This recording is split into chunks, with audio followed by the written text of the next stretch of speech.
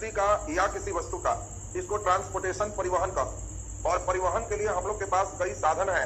हम लोग जल परिवहन कर सकते हैं, जल के बाद स्थल परिवहन कर सकते हैं, स्थल के बाद रेल से परिवहन कर सकते हैं, रेल के बाद वायु परिवहन कर सकते हैं, और वायु के बाद पाइपलाइन से परिवहन कर सकते हैं।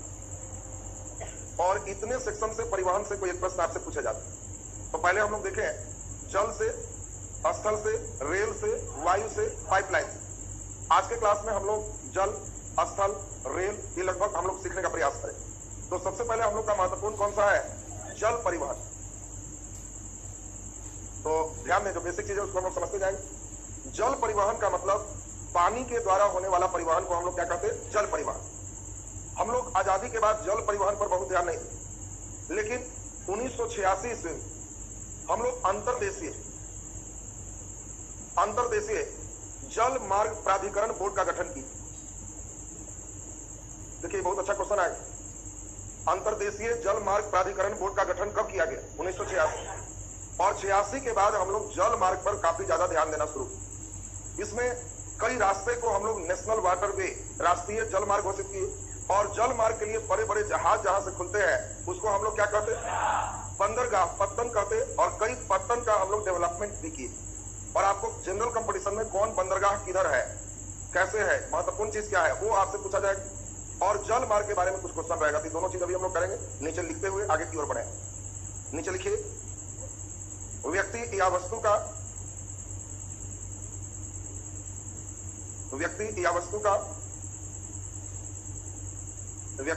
का एक स्थान से दूसरे स्थान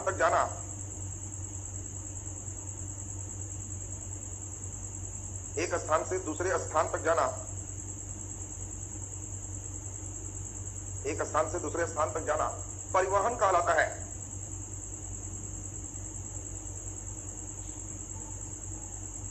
परिवहन कहलाता है। नीचे लिख दीजिए, परिवहन के साधन।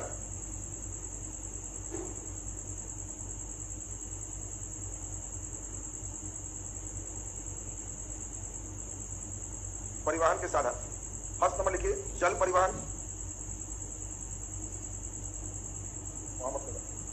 पहला नंबर जल परिवहन, दूसरा नंबर स्थल परिवहन,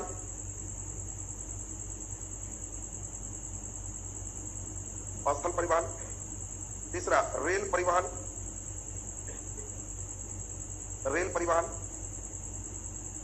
चौथा वायु परिवहन,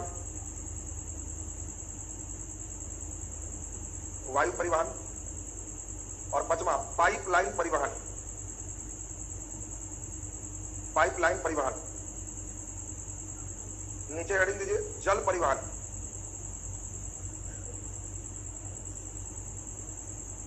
नीचे हेडिंग दे, जल परिवहन। नीचे डैश देख लिखिए, 1986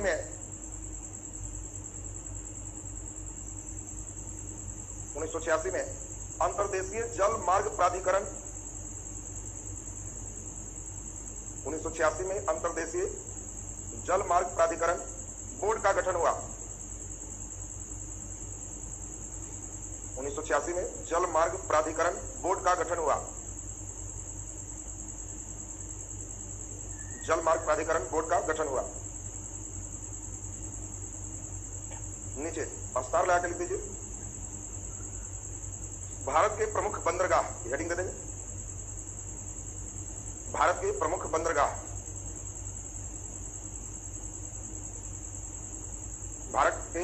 बंदरगाह। चलिए खूब बढ़िया से बंदरगाह के लिए आप लोग पहले फिगर इसको बनाएं और तब हम लोग डिटेल चलेंगे। दक्षिण भारत का स्टेप बना लीजिए।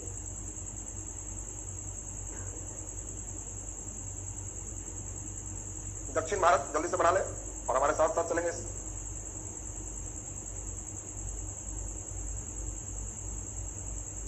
सभी को मालूम है इस साइड में जो जल है, बोलो इसका नाम क्या है? अरब सागर। और बोलो इस साइड में जो जल है, वेरी गुड, बंगाल की खाड़ी।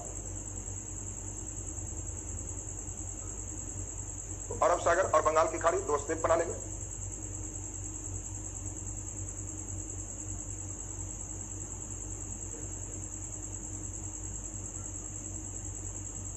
अब जल्दी से यहां पे हम लोग चलेंगे तो इसी बंदरगाह से हम लोग शुरू करें। एक गुजरात में बंदरगाह दीजिए और बोलो इस बंदरगाह का नाम, तो इसी का नाम कांडला बंदरगाह है। कांडला, इसको जूम कर लीजिए, कांडला बंदरगाह। थोड़ा नीचे आ जाए तो यहां पे हम लोग लिखते हैं, ये बंदरगाह का नाम है मुंबई। मुंबई, मुंबई से नीचे आ जाए, इस बंदरगाह का नाम है नवाहा सेवा। नवाहा सेवा, नवाहा सेवा, नवाहा सेवा, मुंबई नवाहा सेवा लिखा गया सबसे। चलिए थोड़ा सा और नीचे आ जाए, गोवा में मरमू गांव, मरमू गांव,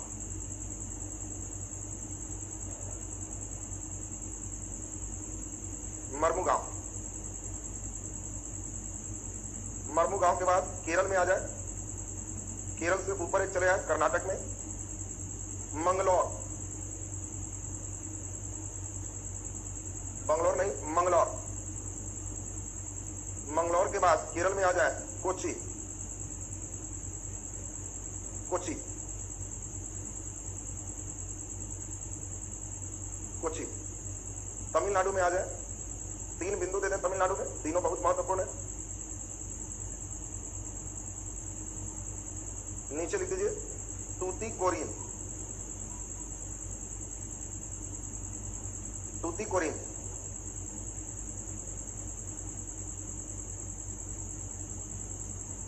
इसके बाद लिख दीजिए चेन्नई,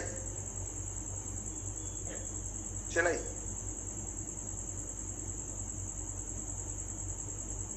चेन्नई के ऊपर वाला लिख दीजिए इंदौर, इंदौर। आंध्र प्रदेश में लिख दीजिए विशाखापट्टनम,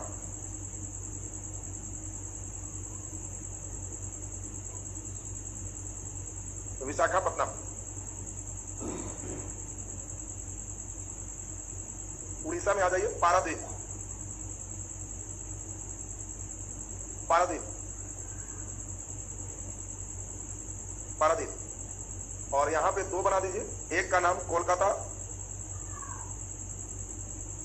और दूसरा नंबर जल्दी बोलिए हल्दिया, कोलकाता और हल्दिया। चलिए अब कलम रखें, सब लोग हमारे साथ समझेंगे बढ़िया से। एक बार थोड़ा सा ध्यान दे दोगे तो कैसे प्रश्न आता है उसको मेन सीखना है आपको। हम लोग देखे जल परिवहन एक परिवहन का सबसे सस्ता साधन। पानी द्वारा सामान ढोना अगर धारा की दिशा में रहे तो क्या बहुत तेल खर्च होगा, इंजन बंद भी हो जाएगा तो बहते चलाए। और इसीलिए भारत सरकार ने 1986 में अंतर्देशीय जल मार्ग प्राधिकरण बोर्ड का गठन किया कि देश के अंदर हम लोग जल मार्ग से कहीं कहीं जाए। और बंदरगाह के डेवलपमेंट पे सरकार का ध्यान थोड़ा बढ़ गया। इस साइड का जो बंदरगाह है बोलो भारत के पूर्वी तट है कि पश्चिमी तट, पश्चिमी तट, और इस साइड पूर्वी तट। क्वेश्चन देख कौन सा बंदरगाह पश्चिमी तट पर स्थित है, और उसमें देगा पारादीप, हल्दिया, इंदौर, बंगलौर। तो अभी तो मानचित्र है तो थोड़े टेंशन, परीक्षा में जब हटा के देता है ना तब उस समय सोचना पड़ता है। तुमको देगा कौन सा बंदरगाह बंगाल की खाड़ी में स्थित है, कांडला, मरमुगांव, कोची, तूतीकोरिन, तूतीकोरिन। अभी हम हटा के पूछेंगे सब चीज, तो बताओ कौन बंगाल की खाड़ी में है पूर्वी तट के सहारे, कौन पश्चिमी तट के सहारे है। सब तो लाइन क्लियर हो गया सब।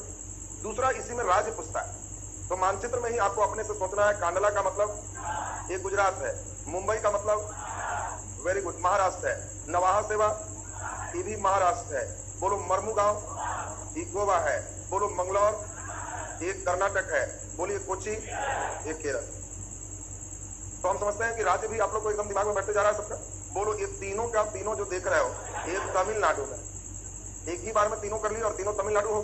आपसे पूछा जाएगा कि बताओ इंदौर पत्तन कहाँ स्थित है, तमिलनाडु। बोलो विशाखापट्टनम आंध्र प्रदेश, विशाखापट्टनम आंध्र प्रदेश। बोलिए पारादीप उड़ीसा, पारादीप उड़ीसा। और कोलकाता और हल्दिया ये पश्चिम बंगाल, वेस्ट बंगाल। तो पहले ही बताओ राज्य वाइज भी पूछा जाए कौन सा बंदरगाह तमिलनाडु में स्थित है। अब उसमें चॉइस होगा पारादीप, हल्दिया, विशाखापट्टनम, इंदौर। उल्टा आएगा इंदौर पत्तन कहाँ स्थित है, तमिलनाडु। बोलो जी उल्टा सीधा क्वेश्चन क्लियर है सबका। अब यहां से 5 महत्वपूर्ण बात है, बस उसको सुनोगे तो ये काम खत्म हो जाएगा। तब थोड़ा सा जल मार्ग 2-3 बता देंगे, उसके बाद जल परिवहन से क्वेश्चन आपके बन जाए। तो हम लोग तेजी में सुन ले। पहला, कांडला एक ज्वारीय बंदरगाह है। ज्वारीय का मतलब जब ज्वार भाटा उठते हैं तब इस सेक्शन पे मुख्य रूप से जहाज आते हैं। और आपको पूछा जाएगा कि कौन एक ज्वारीय बंदरगाह है, तो आंसर कौन होगा? कांडला।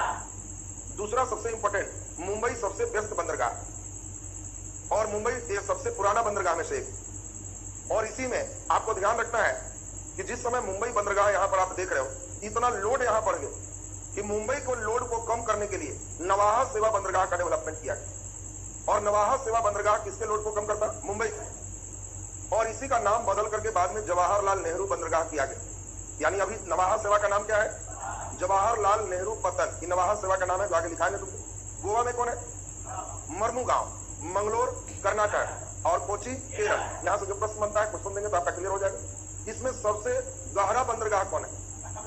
विशाखापट्टनम। नाम भी है विशाखापट्टनम, कितना बड़ा है वो, उतने गहरा है। तुमसे पूछा जाएगा सबसे गहरा बंदरगाह कौन है? विशाखापट्टनम। कौन? कृत्रिम बंदरगाह है। तो चेन्नई एक कृत्रिम बंदरगाह है, दिमाग में से रखें। चेन्नई प्राकृतिक बंदरगाह नहीं है, ये समुद्र से थोड़ा दूर है। हम लोग समुद्र की ओर जान करके बाद में इसको डेवलप किए। तो चेन्नई एक कृत्रिम बंदरगाह है, ये भी दिमाग में आपका सेट रखना है। कोलकाता भी समुद्र किनारे नहीं है, थोड़ा दूर है। और तुम जानते हो कलकत्ता हुगली नदी के सहारे डेवलप, और हुगली नदी से फिर समुद्र में जुड़ा हो। बाकी इंपॉर्टेंट हम लोग देखिए, हल्दिया समुद्र से जुड़ा है, इसलिए पश्चिम बंगाल में ज्यादातर काम कहां से होगा? हल्दिया से होगा। तो अब यहाँ पे 5-6 ऑब्जेक्टिव जो चलेंगे उस बात को हम लोग को नोट करना है। बोलो, राज्य वाला क्लियर हो गया? सबसे ना लिखिए, आपको क्वेश्चन फॉर्म में दे रहे हैं, देखें आप कितना बढ़िया बना पाते हैं। लिखिए पहला क्वेश्चन, 5 क्वेश्चन लिखना है और एक क्वेश्चन बना दिया तो आपका स्टेप आ जाएगा। लिखिए, निम्नलिखित में कौन नदी, निम्नलिखित में कौन नदी अधिक नौकागम्य है?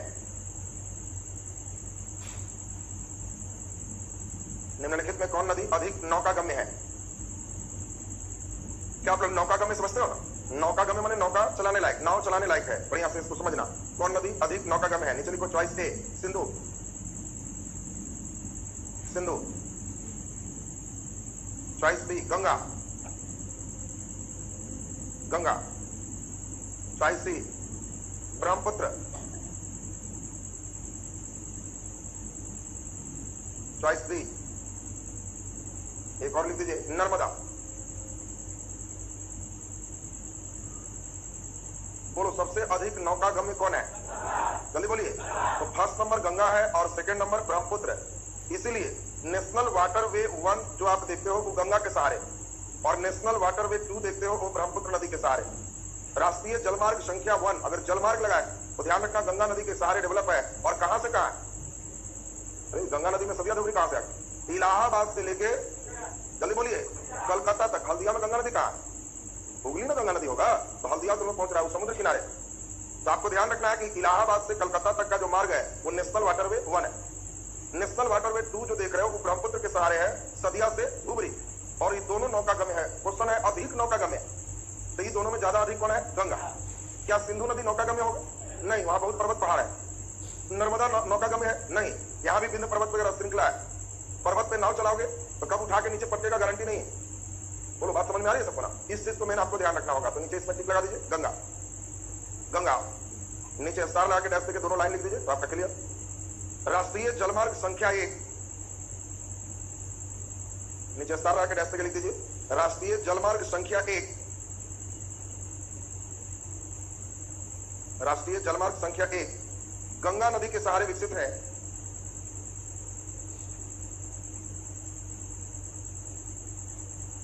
गंगा नदी के सहारे विकसित है, जो इलाहाबाद से कोलकाता तक जाता है, जो इलाहाबाद से कोलकाता तक जाता है।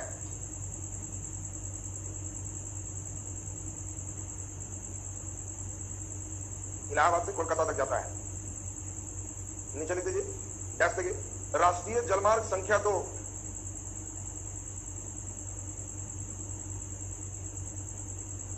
राष्ट्रीय जलमार्ग संख्या 2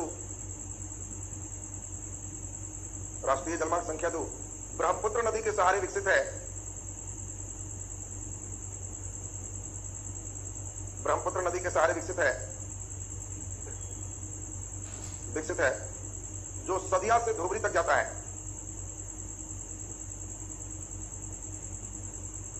सदिया से धोबरी तक जाता है। नीचे डैश पे लिख दीजिए स्टार लगा के। कांडला एक ज्वारीय बंदरगाह है।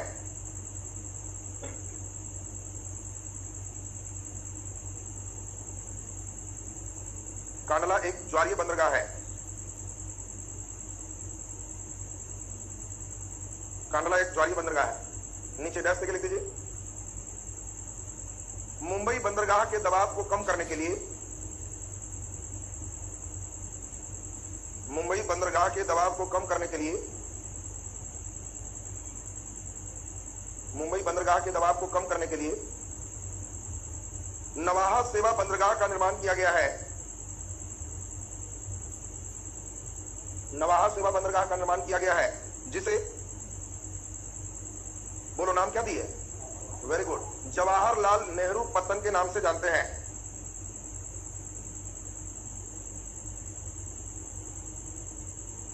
जवाहरलाल नेहरू पत्तन के नाम से जानते हैं। जवाहरलाल नेहरू पत्तन के नाम से जानते हैं।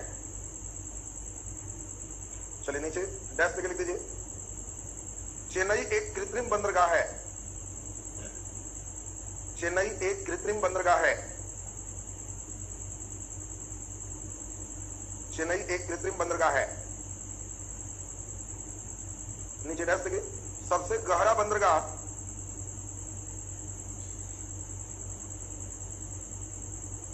सबसे गहरा बंदरगाह बोलो कौन है? वेरी गुड, विशाखापट्टनम है।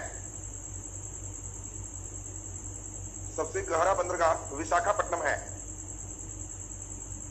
विशाखापट्टनम है। चलिए क्वेश्चन लिखिए, 2 प्रश्न देखे सही कर पाते हो कि नहीं। लिखिए, दक्षिण पश्चिम भारत का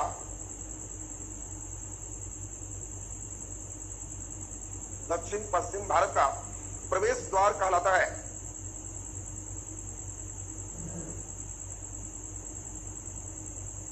दक्षिण पश्चिम भारत का प्रवेश द्वार कहलाता है। Choice A Visakhapatnam, Visakhapatnam. Choice B Mumbai, Mumbai. Choice C Kochi, choice C Kochi.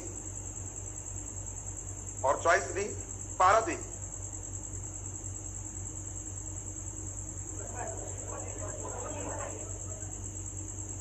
करने लगा तुम नाटकी।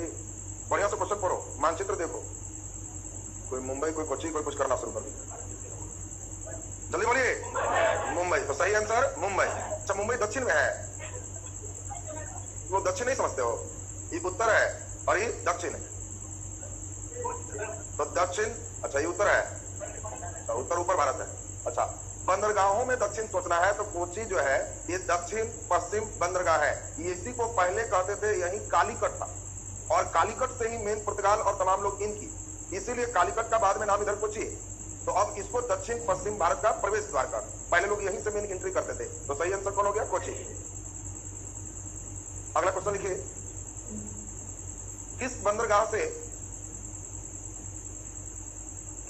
से लौह अयस्क का अधिक निर्यात होता है? किस बंदरगाह से लौह अयस्क का अधिक निर्यात होता है?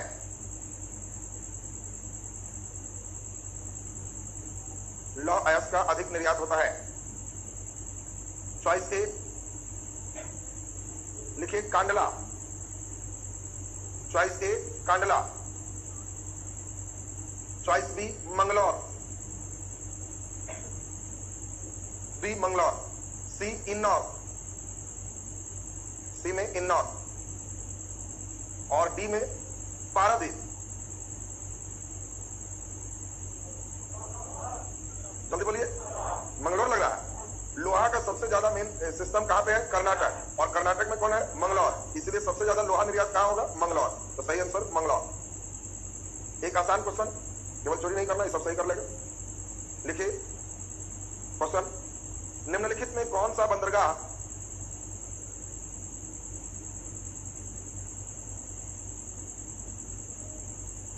निम्नलिखित में कौन सा बंदरगाह अरब सागर से जुड़ा है? कौन सा बंदरगाह अरब सागर से जुड़ा है? चॉइस ए कोलकाता, कोलकाता। बी विशाखापट्टनम,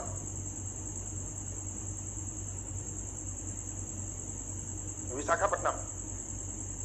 सी में देखिए तूतीकोरिन, तूतीकोरिन। और डी जवाहरलाल नेहरू पत्तन, डी में जवाहरलाल नेहरू पत्तन। जल्दी बोल दीजिए। वेरी गुड, जवाहरलाल नेहरू पत्तन। क्योंकि जवाहरलाल नेहरू पत्तन का नाम क्या है? नवाब सेवा, और ये किधर स्थित है? अरब सागर में स्थित है। क्लियर है सबका? तो जल परिवहन आपका पूरा कंप्लीट हो। जल परिवहन के बाद अगला नंबर हम लोग चलेंगे स्थल परिवहन। हेडिंग दीजिए स्थल परिवहन, स्थल परिवहन।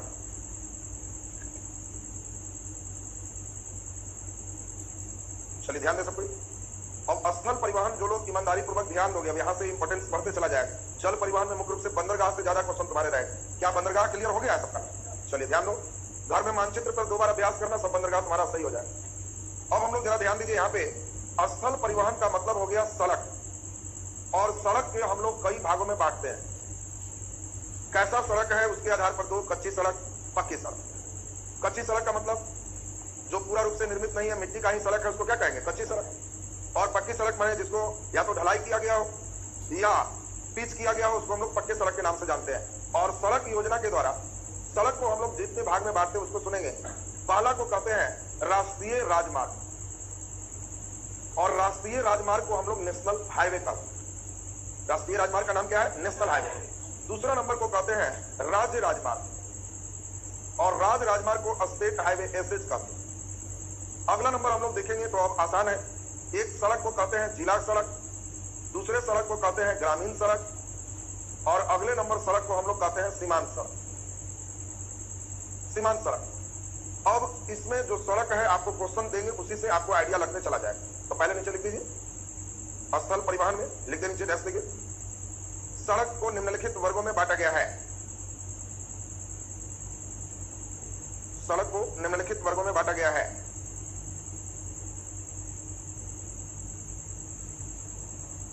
सड़क को निम्नलिखित वर्गों में बांटा गया है।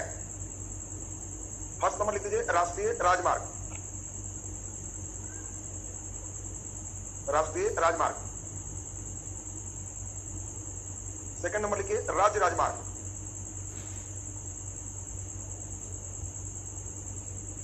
राज्य राजमार्ग। थर्ड नंबर लिखिए जिला सड़क, जिला सड़क। चौथा नंबर लिखिए ग्रामीण सड़क, और पांचवा नंबर लिखिए सीमांत सड़क, सीमांत सड़क। चलिए सबका ध्यान बोर्ड पर बढ़िया से आए, कौन सा सड़क क्या है उसको एक बार बढ़िया से हम लोग समझेंगे। पहले थोड़ा सा बेसिक केवल देंगे, 5 क्वेश्चन पूछेंगे, उससे सड़क का आइडिया लग जाएगा। राष्ट्रीय राजमार्ग को हम लोग नेशनल हाईवे कहते हैं, और नेशनल हाईवे का मतलब इसकी देखभाल केंद्र सरकार करते हैं। यानी अगर रोड पर टूट गया या विस्तार करना है तो इसका निर्माण भारत सरकार करेगी। राज्य राजमार्ग इसका निर्माण कौन करते हैं? राज्य सरकार, ये राज्य सरकार बनाते हैं।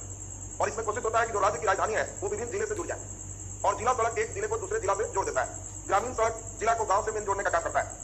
जिस तरीके का कोई भी गांव हो वो जरूर जिला तक जाने के लिए रोड होगी, तो वो समझोगे ग्रामीण सड़क के पार्ट हो। और सीमांत सड़क का मतलब सीमा अंत, बॉर्डर पर जो सड़क होते हैं उनको सीमांत सड़क का। तो पहला तो इसमें क्वेश्चन होगा किस सड़क का महत्व युद्ध काल में बढ़ता है? तो सीमांत सड़क हो। कौन सा सड़क सबसे ऊंचा होता है? तो सीमांत होगा। ऊंचा में राष्ट्रीय राजमार्ग को क्या करोगे? राष्ट्रीय राजमार्ग ले जाओगे ऊपर, ऊपर 3 तल्ला से, ये बॉर्डर पर है, पहाड़ है तो वहीं पर बने।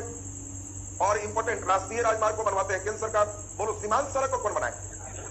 चलिए बोलिए। तो इसके लिए एक संगठन है सीमा सड़क संगठन, और सीमा सड़क संगठन के द्वारा सीमांत सड़कों का निर्माण किया जाता है। यानी सीमांत सड़क निर्माण किसके अंतर्गत है? सीमा सड़क संगठन के अंतर्गत सीमांत सड़क का निर्माण हम लोग करते हैं।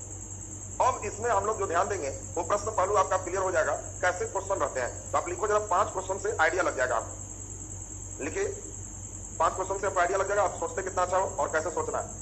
पहला नंबर क्वेश्चन लिखे हैं, फर्स्ट क्वेश्चन लिखिए निम्नलिखित में किस सड़क की लंबाई सबसे अधिक है? निम्नलिखित में किस सड़क की लंबाई सबसे अधिक है?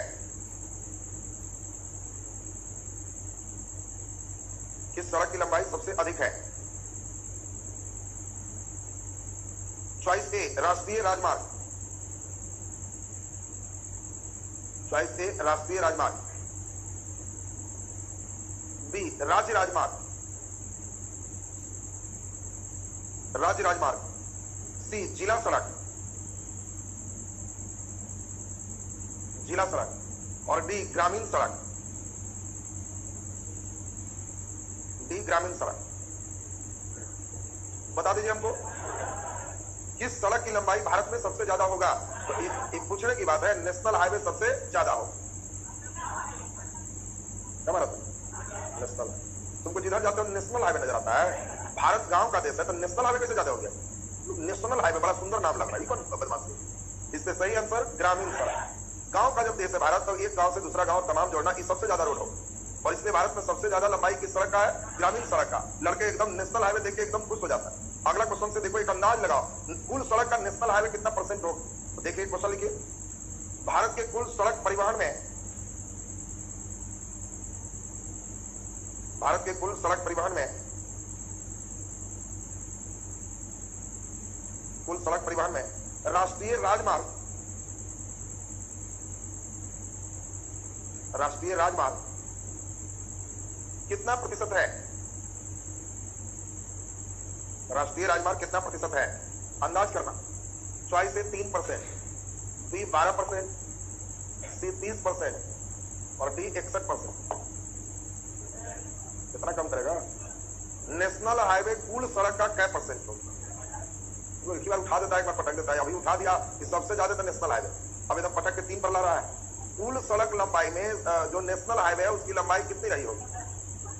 3, 12, 30 और 61।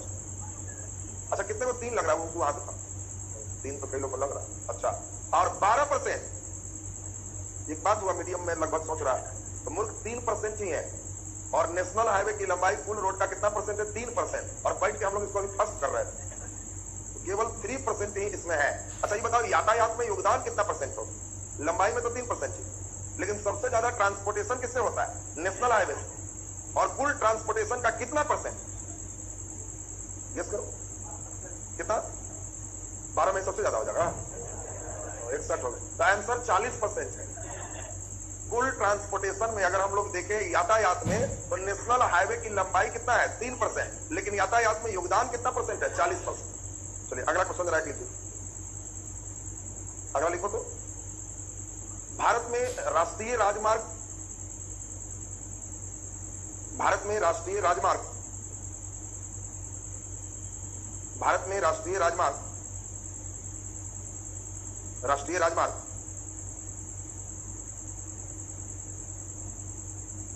सबसे अधिक है। भारत में नेशनल हाईवे सबसे अधिक है। चॉइस ए, अभी राज्य में नहीं चल रहे हैं, उसके बाद राज्य में इन करेंगे। चॉइस ए 1 लेन का single lane, national highway India में सबसे ज्यादा सिंगल लेन है। बी 2 लेन का डबल लेन, सी 4 लेन का, नेशनल हाईवे की बात चल रही है, और डी 6 लेन। देखो सेटर आपका ब्रेन चेक करता है कि नेशनल हाईवे को कितना ब्रेन पे ही पकड़ रहा है। सोचना है इंडिया में सबसे ज्यादा नेशनल हाईवे का अभी स्थिति सिंगल लेन, 2 लेन, 4 लेन, 6 लेन। 2 लेन चल रहा है, सिंगल होगा। सिंगल समझते हो? एक गाड़ी जाने का रास्ता उधर से आएगा तो ये वाला रोड के किनारे करेंगे तब जाएगी। ये सिंगल लेन है, ये सिंगल लेन है जी। हाँ, तो नेशनल हाईवे कितना दुर्गति करेगा? तो लोग नेशनल हाईवे को मजाक बना दिया, सिंगल लेन कर रहा। चलो कितने लोग 2 लेन लग रहा है? 2 लेन सबसे ज्यादा। अरे वाह। और 4 लेन, 4 लेन वो हावी जो हाथ नीचे कर लिया। नेशनल हाईवे इंडिया में अभी सबसे ज्यादा डबल लेन का है। 4 लेन पे कार्य जारी। डबल लेन में, अच्छा तुम लोग कभी कभी आपका दिमाग भी चेक करेंगे, डबल लेन में एक लेन में कितने गाड़ियां चलती है? एक गाड़ी। डबल लेन में एक लेन में कितने गाड़ी चलेगा? अरे डबल लेन होगा तो बताओ एक लेन में कितने गाड़ी? एक गाड़ी की, 2 गाड़ी की, 3 गाड़ी? कितने गाड़ी? 2। अच्छा 4 लेन रोड देखा है तुम लोग? 4 लेन का मतलब हुआ एक तरफ में 4 गाड़ी की 6 गाड़ी है, 2 गाड़ी। सुनो सुनो ध्यान से, लोग 4 लेन का मतलब एक लेन में 4 गाड़ी चलेगा जी। 2 अप और 2 डाउन तो इसको 4 लेन का है, यानी 4 लेन का मतलब एक लेन में 2 गाड़ी चलेगी। तो बताओ डबल लेन का मतलब एक लेन में एक गाड़ी चलेगा, और इसीलिए जितने नेशनल हाईवे हैं उसकी लक्षण है एक अप एक डाउन, बस इतना ही। एक गया और एक आया, उतना ही में रोड खत्म हो, तो इसलिए एक लेन में एक ही गाड़ी चलेगी। कई लड़के दे देगा राष्ट्रीय राजमार्ग के 2 लेन में, एक लेन में कितनी गाड़ी चल सकते हैं। अब लड़के इतना हल्का क्वेश्चन दिया, 2 लेन है तो 2 गाड़ी चलेगा, नंबर लड्डू आ जाएगा। आपको ध्यान रखना है इस चीज को। तो चलिए ये तो बेस क्लियर है सबका। अब इनके बारे में हम लोग सुनते हुए लिखने का काम करेंगे। पहले सुन लें, नेशनल हाईवे से जो अब क्वेश्चन होते हैं तो आपका केवल हम ब्रेन टेस्टिंग देख रहे हैं, और इसको क्वेश्चन से देखने पर ज्यादा दिन तक याद भी रहता है, खाली लिखाएंगे तो भूल जाता है बच्चे। तो पहले एक बार सब लोग सुन लें और दिमाग में बैठाते चले। राष्ट्रीय राजमार्ग जिसको नेशनल हाईवे हम लोग कह रहे हैं, इसका देखभाल केंद्र सरकार करती है। लंबाई की दृष्टि से 3% और यातायात में 40%, सबसे अच्छा योगदान है। भारत में प्रमुख नेशनल हाईवे 2-4 आपको पूछा जाएगा, जिसपे एक नजर हम लोग डाल देते हैं। सुन ले बढ़िया से। इंडिया के 4 महानगर सबको एकदम ध्यान चाहिए। दिल्ली दिल के पास, अगर इंडिया के सिर है तो थोड़ा नीचे दिल है, दिल के पास दिल्ली। जब तुमको कोई कहे दिल्ली तो कहना दिल के पास, ये भारत के दिल यहाँ, दिल पैर में रहेगा, ऊपर ही नरेटी के नीचे में रखेगा जी। तो दिल्ली दिल के पास, यहाँ है मुंबई, यहाँ कौन हो गया मुंबई, अभी पढ़े चेन्नई, और यहाँ हम लोग कोलकाता। भारत में 4 महानगर है, और जो लड़के को 4 महानगर सही है वो लोग एकदम सीखते जाए। जब हम 4 महानगर बोले तो आप कहना कि दिल्ली, मुंबई, चेन्नई, कोलकाता। तो अभी मुंबई, चेन्नई, कोलकाता बंदरगाह में भी दिखाए, खाली दिल्ली दिल के पास सेट कर ले। बोलो क्लियर है सबका। अगर चारों महानगर को एक साथ हम जोड़ दें तो इससे एक देखो जो निर्मित है, इसको हम लोग भारत का स्वर्णिम चतुर्भुज योजना कहते हैं। आप एक चतुर्भुज को देख पा रहे हो, इस चतुर्भुज को स्वर्णिम चतुर्भुज कहते हैं। आपसे पूछा जाएगा कि स्वर्णिम चतुर्भुज का मतलब है चॉइस ए, सोना पर लोन देने की प्रक्रिया, तो कोई सही ऐसे ही स्वर्णिम दे। चॉइस बी, चतुर्भुजाकार खेतों में फसलों का बहुत तीव्र उत्पादन। सी देगा चारों महानगरों को जोड़ना, और भी कुछ दे तो 4 महानगर को जोड़ना को क्या कहते हैं, स्वर्णिम चतुर्भुज। ये तो लाइन क्लियर है। भारत के एकदम उत्तर और एकदम दक्षिण, श्रीनगर से कन्याकुमारी, ये जो रास्ता है इसको हम लोग कहते हैं श्रीनगर से कन्याकुमारी उत्तर दक्षिण गलियारा। आपको पूछा जाएगा उत्तर दक्षिण गलियारा का मतलब श्रीनगर से कन्याकुमारी। असम में एक जगह है सिलचर, और गुजरात का जगह है पोरबंदर। अगर सिलचर टू पोरबंदर मिला देंगे तो इसको पूरब पश्चिम गलियारा का। तो बोलो पूरब पश्चिम गलियारा है सिलचर से पोरबंदर, उत्तर दक्षिण गलियारा है श्रीनगर से कन्याकुमारी। और बहुत अच्छा क्वेश्चन है, उत्तर दक्षिण गलियारा और पूरब पश्चिम गलियारा एक दूसरे को कहां काटता है, तो झांसी में। कहां काटेगा, झांसी में, दिमाग में सेट रखना। दोनों सड़क एक दूसरे को झांसी में काटते हैं। अब इंपॉर्टेंट नेशनल हाईवे कम से कम सबको 7-8 याद है। हम कोशिश करेंगे 7-8 नेशनल हाईवे आपको याद हो जाए। तो तेजी में अब हम लोग एक बार सुन लें और तब आपको प्रश्न देंगे। सुनेंगे पहले ध्यान से। जगह का नाम सबको मालूम है, बोलो यहाँ पे दिल्ली, बोलो यहाँ, वेरी गुड, यहाँ और यहाँ कोलकाता। अमृतसर से दिल्ली इसको नेशनल हाईवे 1 का, और दिल्ली से कोलकाता नेशनल हाईवे 2, और नेशनल हाईवे 1 और 2 को जोड़ दें तो इसको ग्रैंड ट्रंक रोड, यही जीटी रोड, शेर शाह सूरी का मेन निर्मित आप देखे थे जीटी रोड। तो आपको पूछा जाएगा कि बताओ नेशनल हाईवे 1 अमृतसर से दिल्ली, नेशनल हाईवे 2 दिल्ली से कोलकाता, और इसी का नाम ग्रैंड ट्रंक रोड है। जीटी रोड बोले तो समझना कि 1 और 2 मिला दोगे तो कौन रोड हो गया, जीटी रोड। नेक्स्ट हम लोग सुने, दिल्ली के बगल में जगह है आगरा, और आगरा से मुंबई मिला दोगे तो इसको नेशनल हाईवे 3 का। तो बताओ 1, 2, 3, और मुंबई से चेन्नई मिलाओगे तो 4, चेन्नई से कलकत्ता तो 5, कलकत्ता से गुजरात तो 6। एकदम सब एक बार जहां ठीक से सीखा बस सब खाली घूम जाना। और साथ में ध्यान रखोगे यही एक जगह है वाराणसी, बनारस, और वाराणसी से कन्याकुमारी ये सबसे लंबा राष्ट्रीय राजमार्ग है, इसको NH7 का।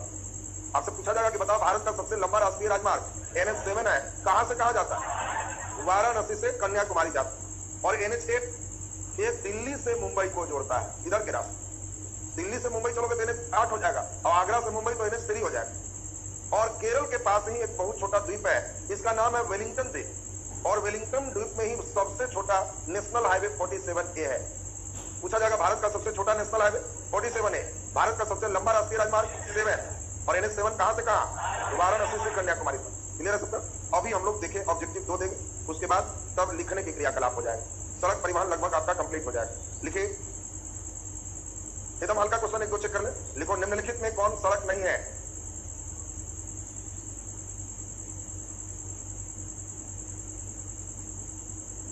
निम्नलिखित में कौन सड़क नहीं है, निम्नलिखित में कौन सड़क नहीं है। Choice A, east west corridor, west corridor, east west corridor. Choice B सीमांत सड़क, सीमांत सड़क। Choice C expressway, expressway, expressway. और चॉइस बी एक और कर लीजिए, स्वर्णिम त्रिभुज। स्वर्णिम अभी सिखाया था। कौन सड़क नहीं है, ये आपको पढ़ना है और आंसर करना है। डी होगा। कितने को डी लग रहा है? स्वर्णिम त्रिभुज कितने को लग रहा है? बहुत को लग। और सी कितने को लग रहा है? एक्सप्रेस वे नहीं, और सीमांत सड़क नहीं, और ईस्ट वेस्ट कॉरिडोर ये भी नहीं। और ईस्ट माने पूरा, वेस्ट माने पश्चिम, कॉरिडोर गलियारा, ये पूरा पश्चिम गलियारा है, ये रोड होता है। सीमांत सड़क अभी साक्षात लिखा हुआ है, ये भी रोड होता है। अब बताओ एक्सप्रेस वे और स्वर्णिम त्रिभुज में, बताओ सभी लोग जानते हो कि स्वर्णिम वाला अभी पढ़े थे वो होता है, एक्सप्रेस वे रोड नहीं होता। एक्सप्रेस वे कोई सोचा था? एक्सप्रेस वे कोई सोचे थे? हाँ सुन लीजिए, कई लोग हाँ कर रहा है कि सोचे थे। स्वर्णिम चतुर्भुज रोड है,